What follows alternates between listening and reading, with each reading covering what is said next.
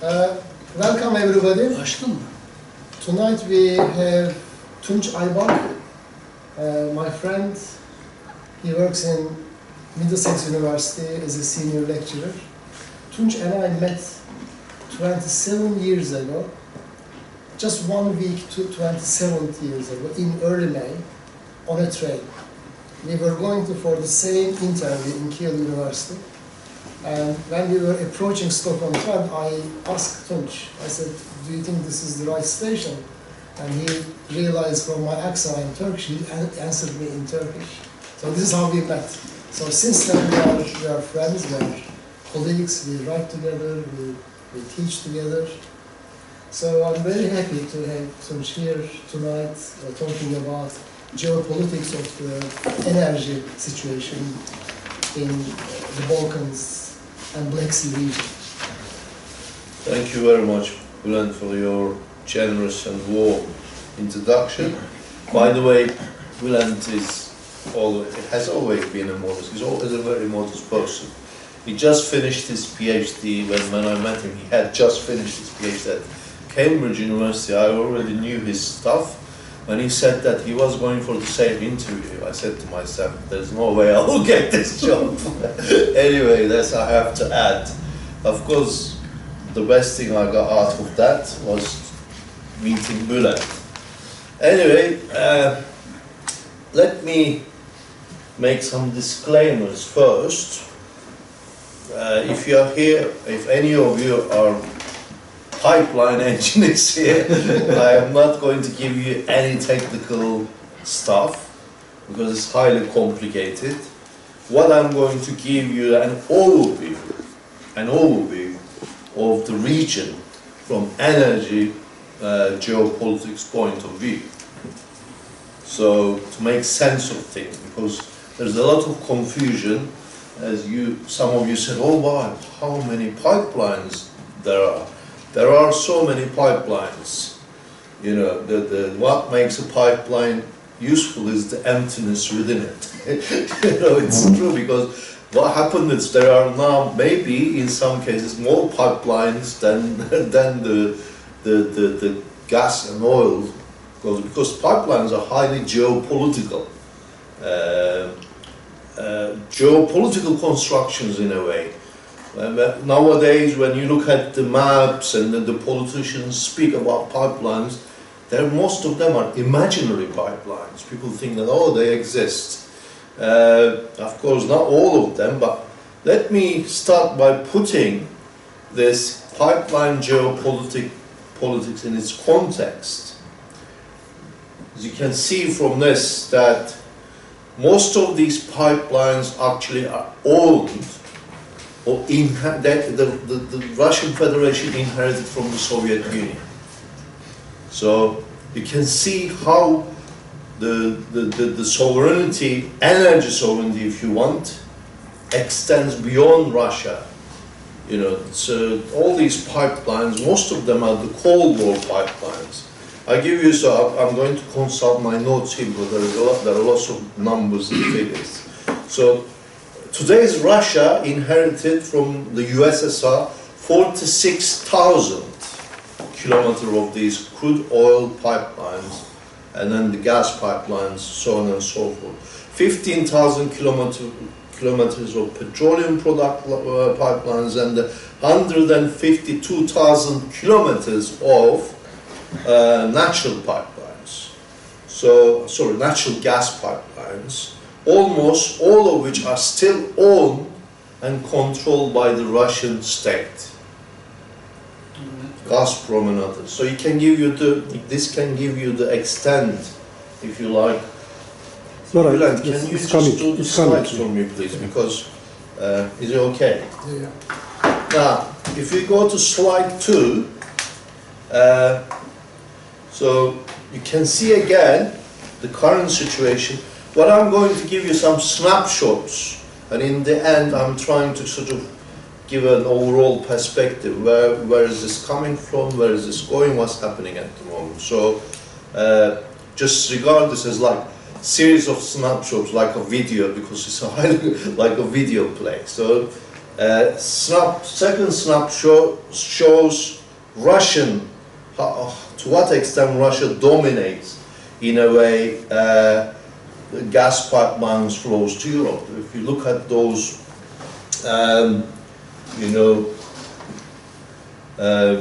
lines over there, the thickness of the, the charts, that you see Germany, for instance, buys 102 billion cubic meters of gas. And again, other Europe is 123.9 billion cubic meters. So Turkey, 31.8 billion cubic meters. This was World Financial Times in 2020. Of course, these change, I mean, at the moment, as you know, Germany suspended the Nord Stream 2, so it's less. But just to show you the scale of Europe's dependence on Russian pipelines, also Russian gas.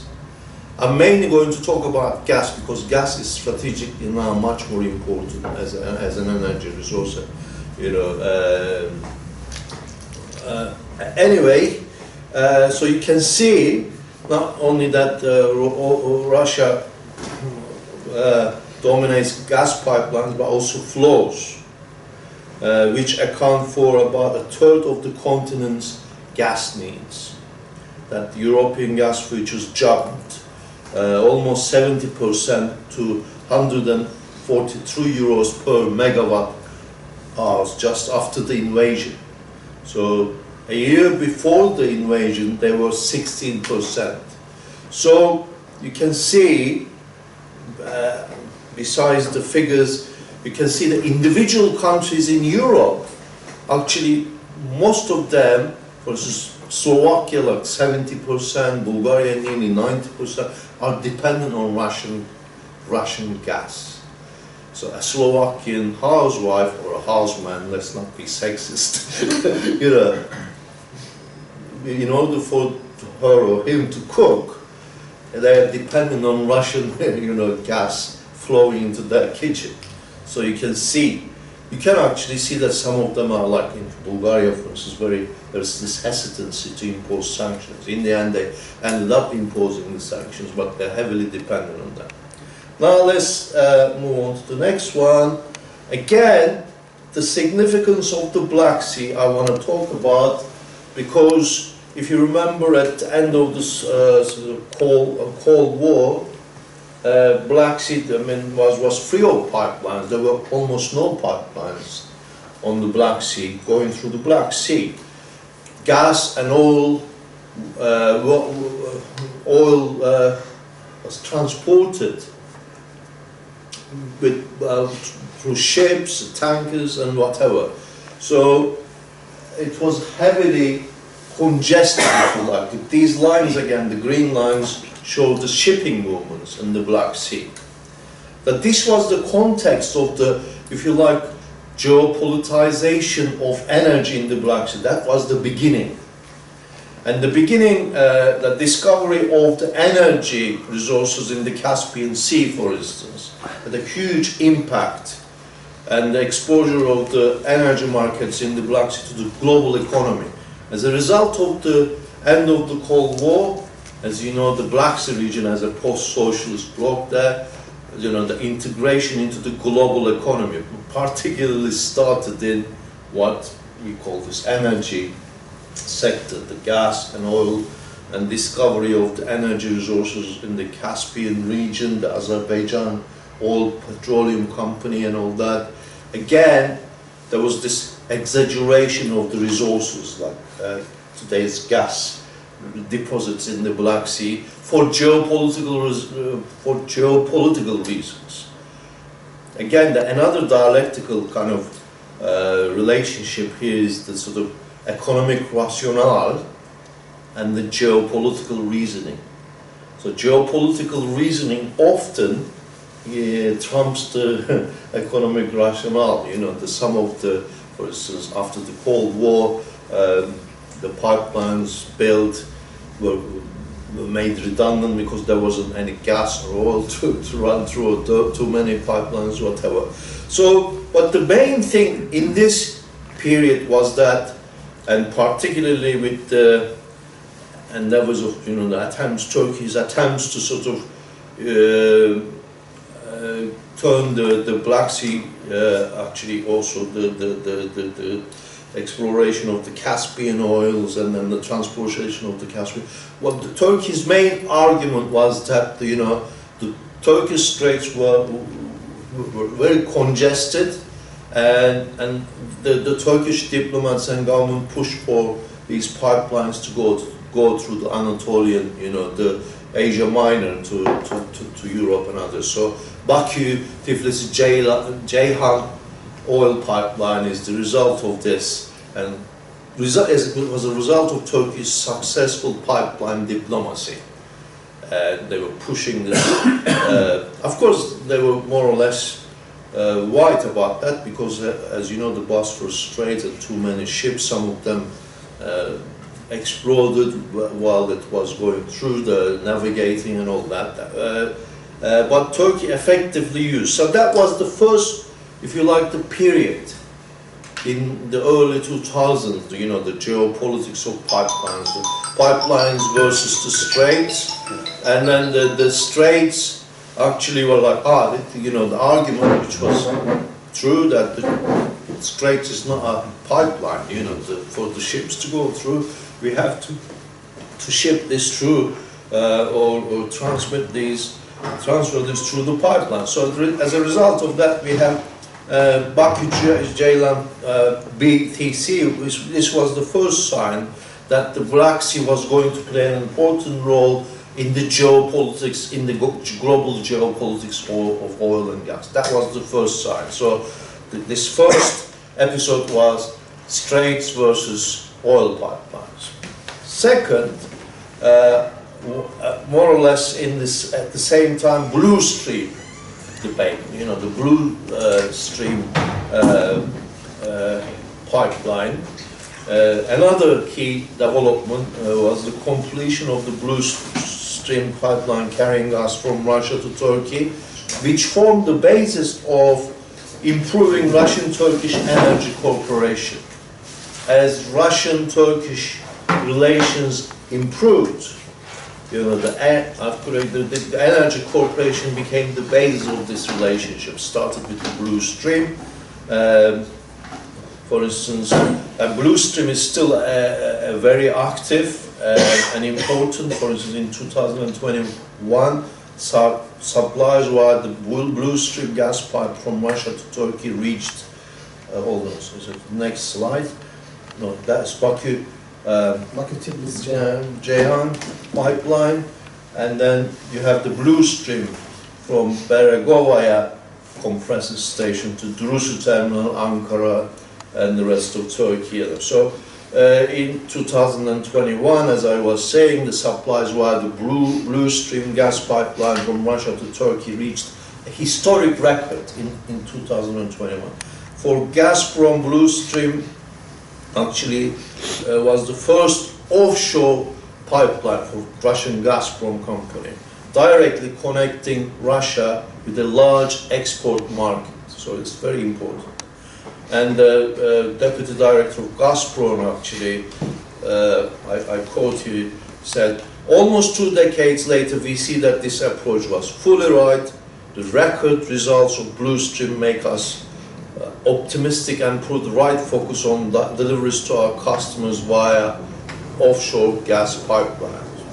So, excuse me, what happened to the third stream though? I'm going to talk. I'm going to talk about it. It's too early to talk about that yet. I'm going in a chronological order. Yeah. Right. So again, last year, Russian gas giant Gazprom supplied 15.98 billion cubic meters via Blue Stream. So it is the best annual result.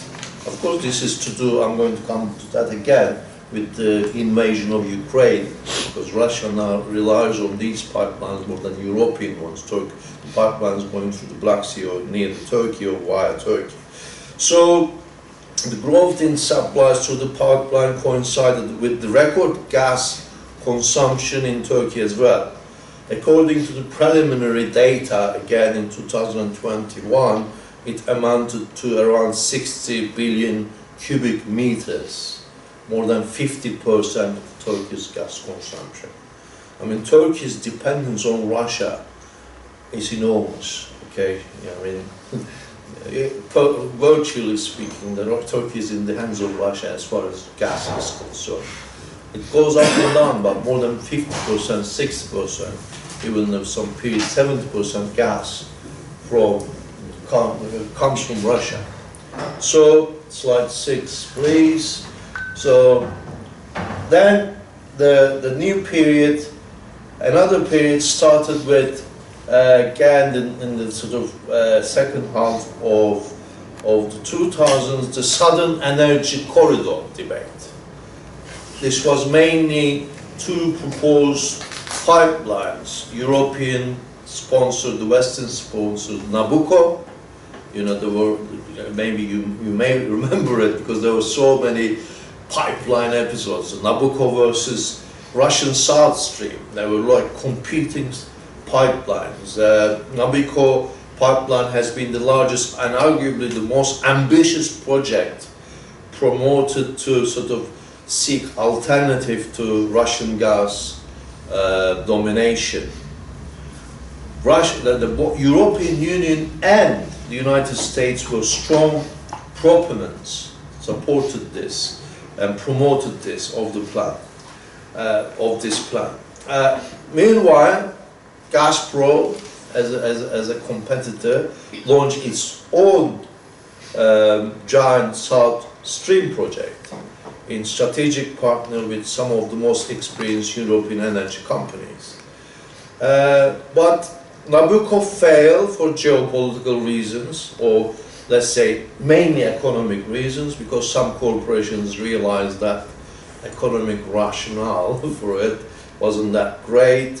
It was mainly, as I said again, economics in a way trumped geopolitics, and they said this is not feasible. South Stream was cancelled as a pipeline project to transport natural gas over Russian Federation through the Black Sea to Bulgaria and through Serbia, Hungary and Slovenia and further to Australia, but it was never finished.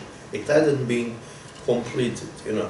So the project was found in also the project was in non-compliance as far as the European Union members are concerned with the European Union's third energy package legislation, which stipulates the separation of companies' generation and sale operations from their transmission networks.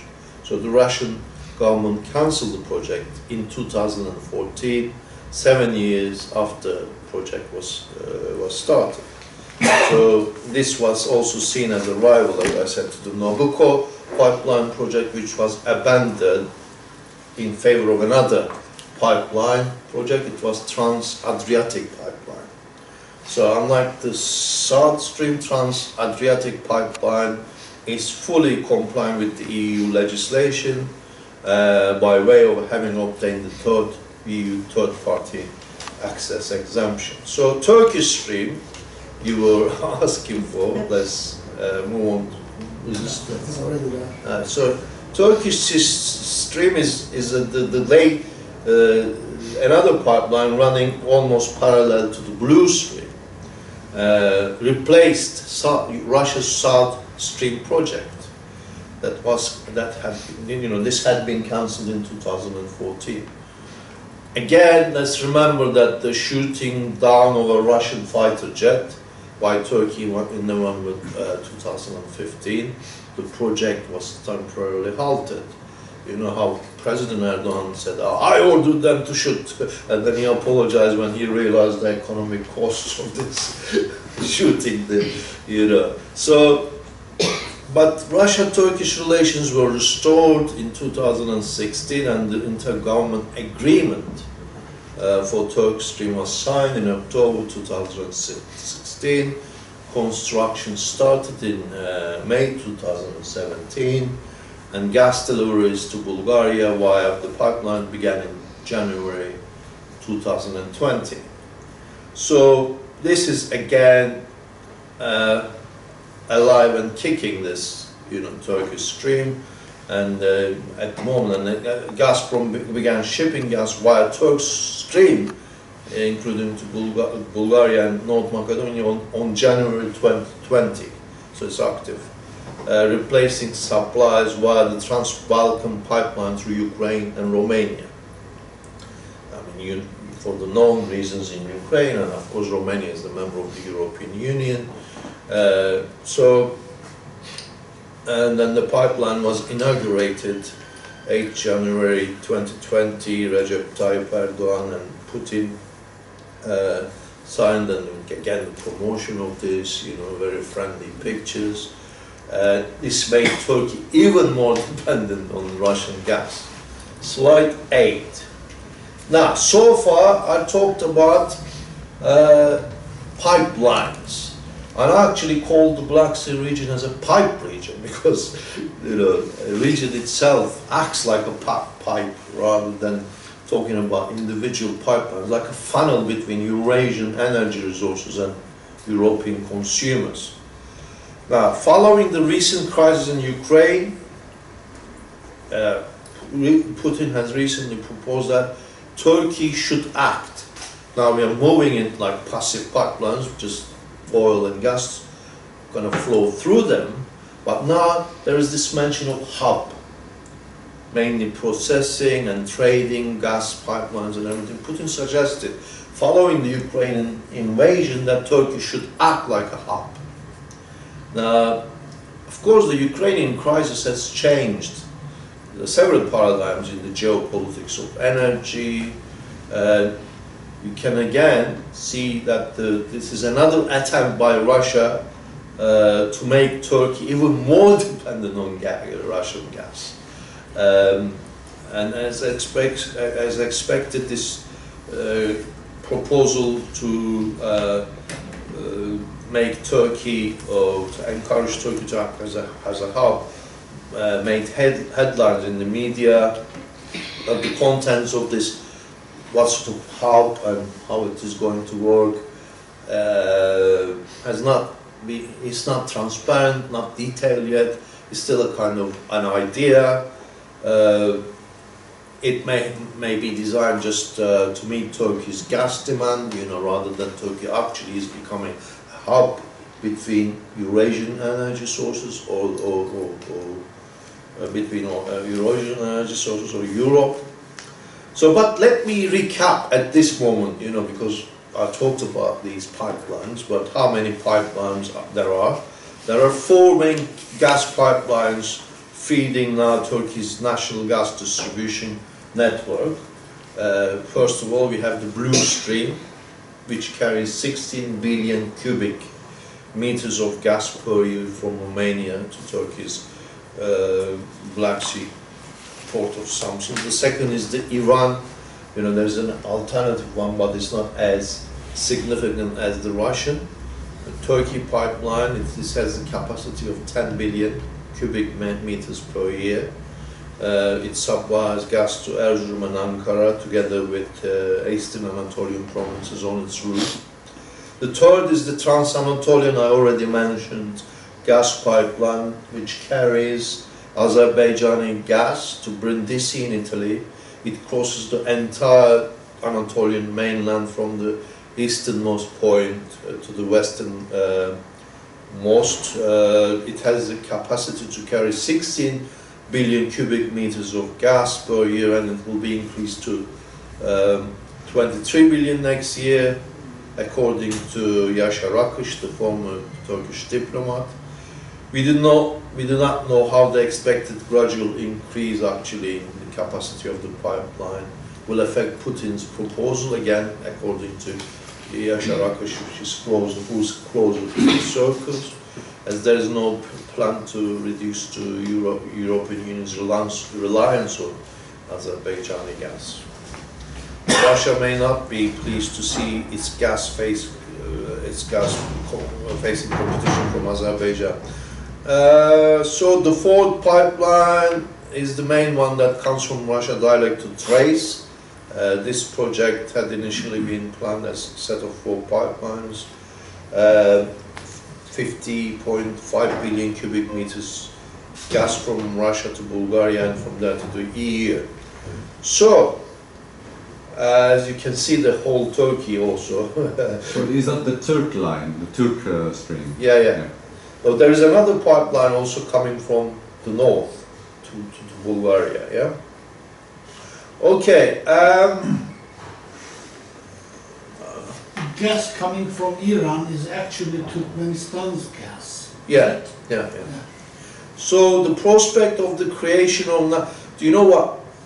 I might mislead you because where the gas comes from, and you know, that's a bit too complicated because sometimes there are also, how can I say, exchanges and some other pipelines acting as sort of replacement or flowing from through different. No, I just said because if you ask Turks, they don't want any relation to Iran put together. So they are not buying from Iran, they are buying from Turkmenistan. Absolutely, yeah. That's again for geopolitical reasons, you're right.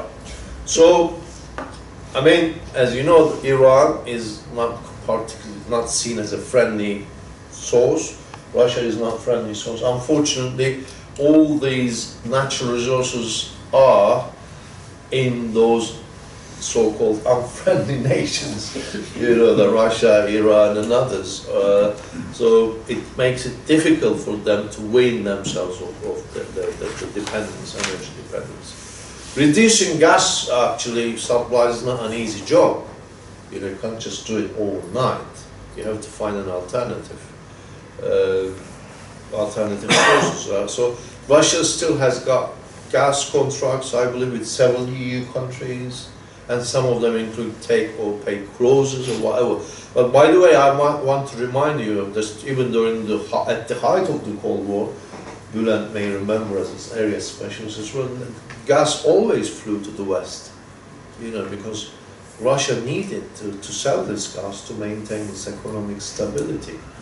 So there is this economy, so how can I say, security of, how can I say, supply that the West wants to make sure that the gas flows, the energies, but also there's another concept called security of demand for the Russians, that they want to make sure that demand is there and there are always buyers so that they can maintain the production and they can maintain the economic, because how heavily the Russians are also dependent on selling these resources, you know.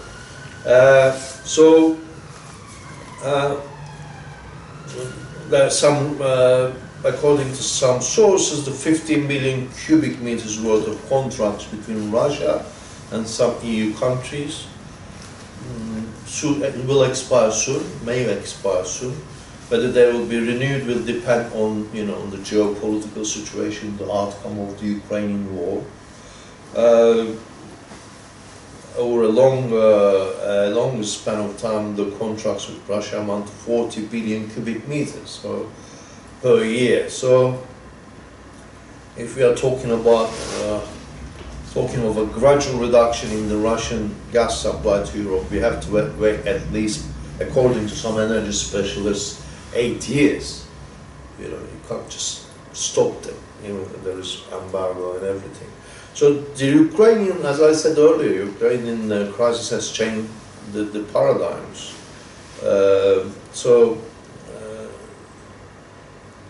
In the meantime, it is also worth mentioning that as a result of the Ukrainian crisis, the energy diversification, high gas storage levels and reduced demand, dependence on Russian gas in Europe fell from 40% to around 80% on average. So, like Germany breaking almost free on its dependence on Russian gas. So, other initiatives also contribute to this, from capping oil and gas prices to accelerated investments in renewables, green energies, had an impact on the security of demand for Russian gas. The unintended consequences, some suggest, mainly European energy specialists saying that, you know, this is for Russia, is the security of demand problem. because they're shooting themselves in the foot, because the customers now in Europe are the demand from the customers is diminishing. And I'll actually talk about also the next one, please. Because so far I've spoken about the Black Sea as an energy corridor. I just talked about Black Sea as a hub, particularly the Turkey as a transportation zone. So it's more to the passive pipeline to much more hub kind of idea. But also let me focus on the Black Sea as a source of energy, because Black Sea important in many senses. The consumers are there. Black Sea countries are also consuming gas. There are pipelines transporting gas and energy from Eurasia to Europe, but there are also gas deposits, oil deposits in the Black Sea itself. Now, the turning point in this respect was the annexation of Crimea in 2014. I mean, oh yeah, Russia is invading Ukraine and everything. I mean, the invasion or annexation, what we intervention call, started in 2014 with Crimea. And even before that, there was an intervention in Georgia. That was the first territorial, if you like, change. You know, the Russian intervention in Georgia in 2008. You mean the Georgia-Abkhazia war? Not Georgia, Ossetia. You know, the northern came from the southern, tunnel. I actually, in 2007, I was in Halki in a conference, which is not directly relevant. I remember this very young Georgian deputy defense minister with an MBA degree from an American university. He knew more about America than Georgia. I was talking there and I was being objective, and he said, "Are you on the payroll of Russia?" I said, "No, I'm on the payroll of the Middlesex University." He said, "If Russians intervene, we have the Americans behind us, they'll help us and everything." But of course, when Russians, when Saakashvili wanted to sort of internalize South Ossetia and Abkhazia, Russians moved in. They didn't even have time to close the Rocky Tunnel.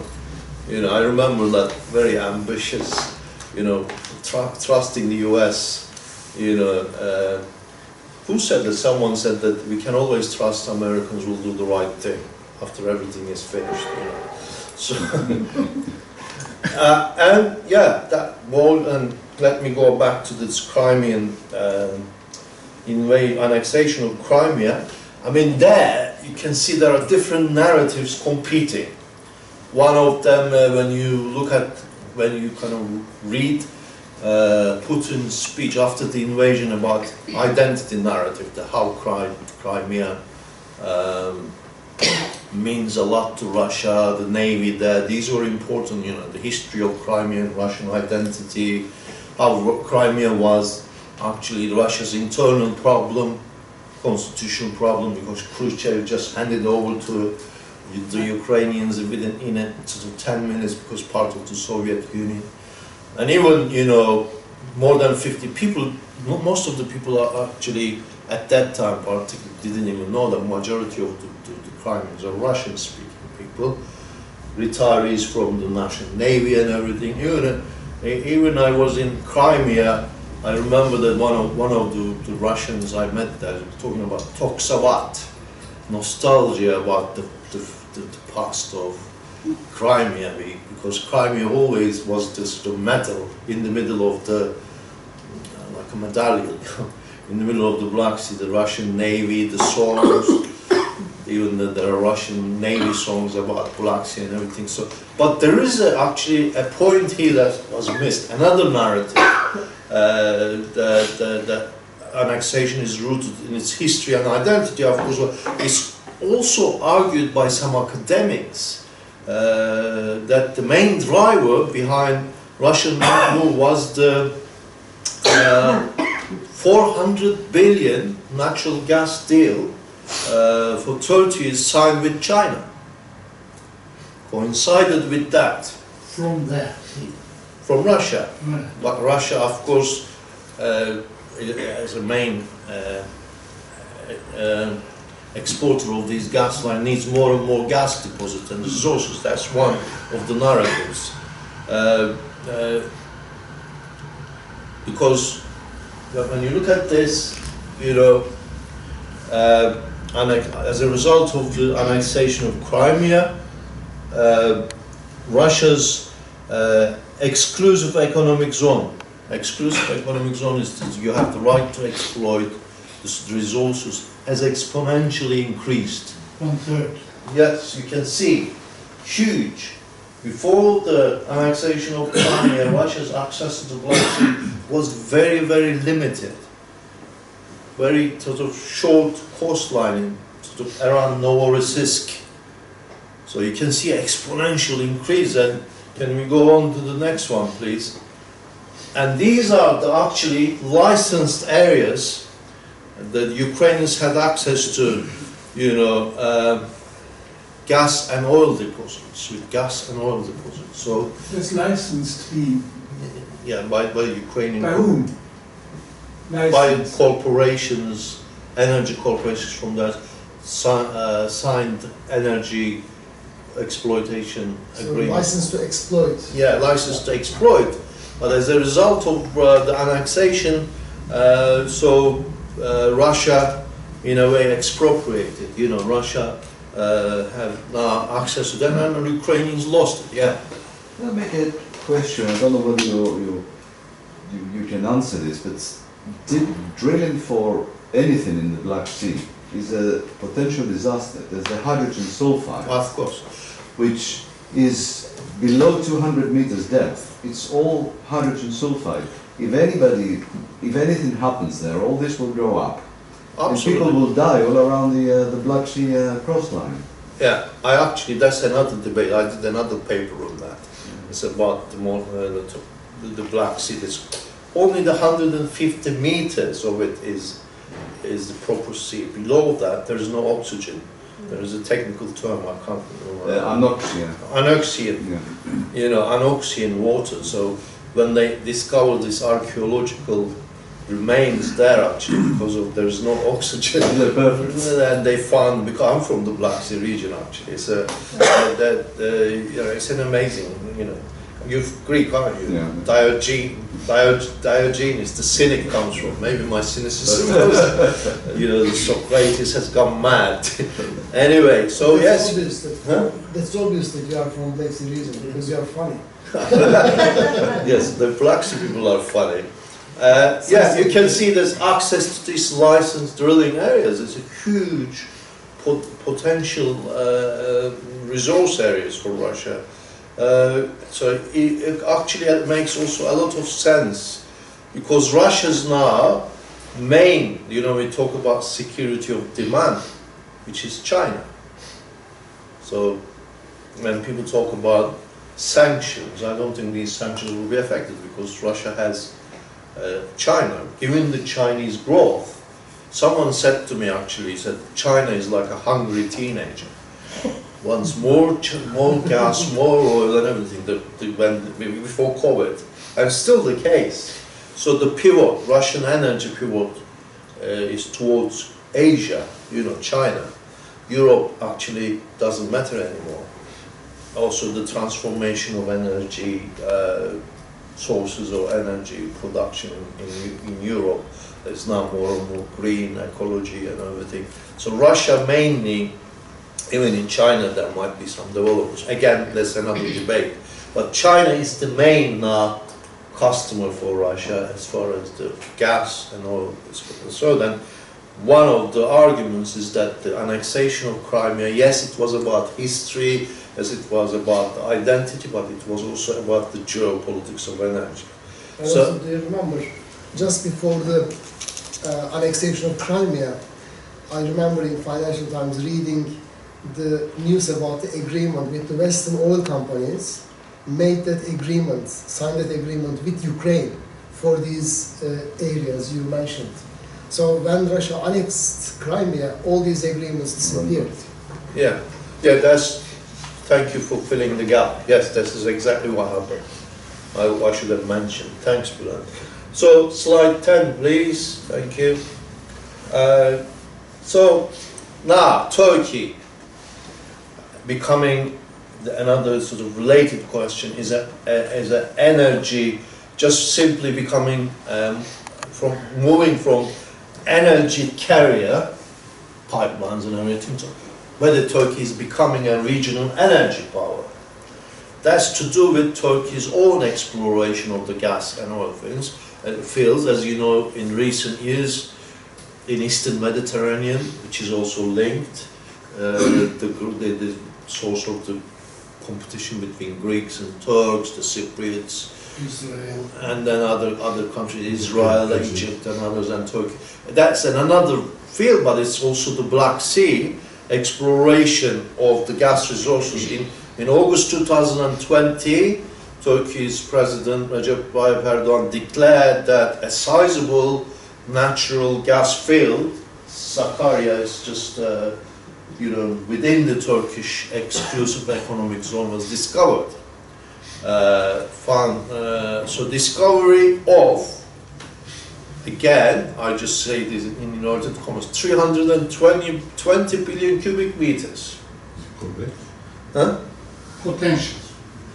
Yeah, I mean these, as you know, when the edited book, Bülent contributed to that book, we were talking about Caspian oils. What was the figures were always CIA figures, these figures, because they give geopolitical reasoning for intervention. I don't know whether we have the scientific proof of that. There's 320 billion cubic meters or not. We don't know. But as I said, in this case, maybe the geopolitical reasoning trumps economic rationale.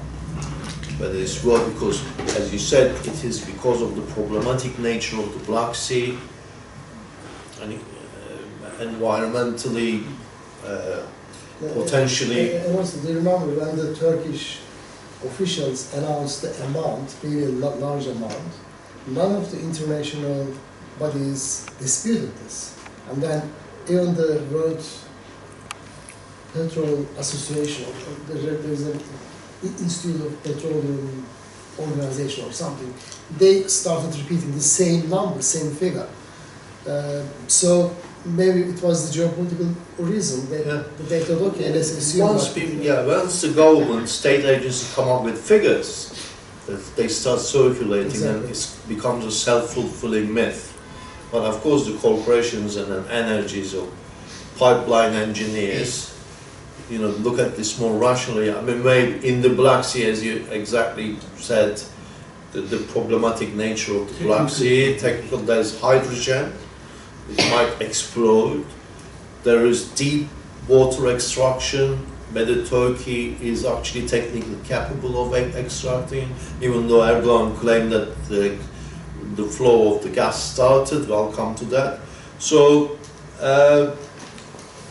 again, yes, this is maybe, only the beginning. The presidential advisor and spokesman, Ibrahim Kalın, remarked that we are very hopeful that it would lead to other fields in the same area, so we don't know. Today, the Turkey consumes enormous amounts of natural gas.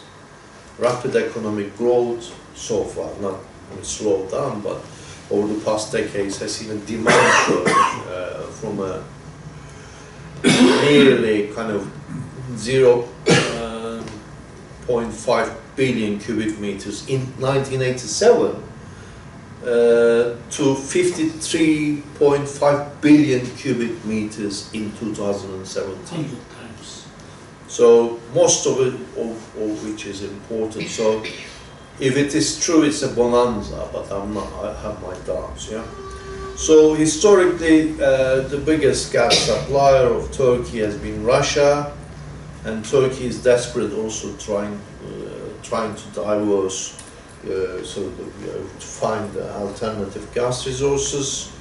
More than half of gas comes from Russia, followed by Iran, Azerbaijan, Algeria, Qatar, and others. So, so individual production, if this is the case, promises to reduce Turkey's dependence, even if it isn't 300 billion plus, still something. The less dependence, reduced dependence on external suppliers, and possibly lay the groundwork for exports to other lucrative markets. Of course, Erdogan's announcement comes at a time when Turkey is locked in a dispute over maritime disputes in other parts, and also, as I mentioned, access to offshore hydrocarbon deposits in the eastern Mediterranean, and that's also, as we know, that economic crisis in Turkey, and the earthquake and other factors contributed actually, as they said, the election. Even if it hadn't existed, Erdogan would have invented it. He probably have invented it, we don't know with the scale of this. So what? Let me conclude. Can I just look, for instance, next one please, yeah. Müjdeler olsun Türkiye'nin tamamına bir ay bedava gaz. All that jazz, all that gas from Erdogan. Yeah, of course. It says, in English, it says to whole Turkey 1 month free gas. This is what he's telling to people in the election campaign. And plus one year free gas. All the residential area. All the residential. All the residential area. I was actually to add, reading Necdet Pamer. He's an energy consultant as well. He gave some figures. He says he was very critical of the promises Erdogan made. He says not scientific, bilimden uzak. He says that 25 billion cubic meter gas is going to distribute, but he says that there are 22 million gas customers in Turkey, 22 million. Yani, in other words, annually it means that you have to give them 6 billion cubic meter gas. He says this is not, the figures do not add. So where is he going to find it within a very short period of time, this kind of gas? So, but is this calculation based on all these people already having gas? Okay, yeah. The gas is already provided. Just people pay for it at the moment. So what Erdogan means, you are not going to pay for the gas you are receiving. So it's not because he's promising giving new gas to those people. I will give you everything free. No, but I mean, in terms of Necdet Pamir's objection, I am questioning. Yeah. He's not saying that all these households, they don't have any gas now, what we are providing. He's not saying this. All these people are having gas anyway for the heating and cooking and everything. So he's just promising that for this amount of time, this gas will be free to you. We are going to pay for this. Yeah, absolutely. So this is another way of looking at it, of course, and what you're saying is true too. But let me conclude, because it seems that we need to discuss more than me talk about. I just gave you this overall picture. And there are lots of technical details, also changes from year to year and everything. I just wanted to give you some indicators, the scale of economy, or the energy economy in a way. So I don't know how reliable these figures are, even though I'm relying on authoritative sources like Financial Times and energy specialists or whatever. But I would just say this in conclusion, that the Black Sea region is highly likely to be the next energy frontier and the battle zone, if you like, between Eurasia and Europe. So in this respect, as I mentioned, the security of supply, security of transport, and security of demand issues will be at the center of this competition, not only between regional powers, but also in the context of global shifts to the east. So, but you can also, let me kind of in one sentence give you a balanced view on that. Energy can be source of conflict, but also if the situation improves, can be a source of cooperation amongst the countries of the Black Sea. I think I'll leave it at that. Thank you. Thank you.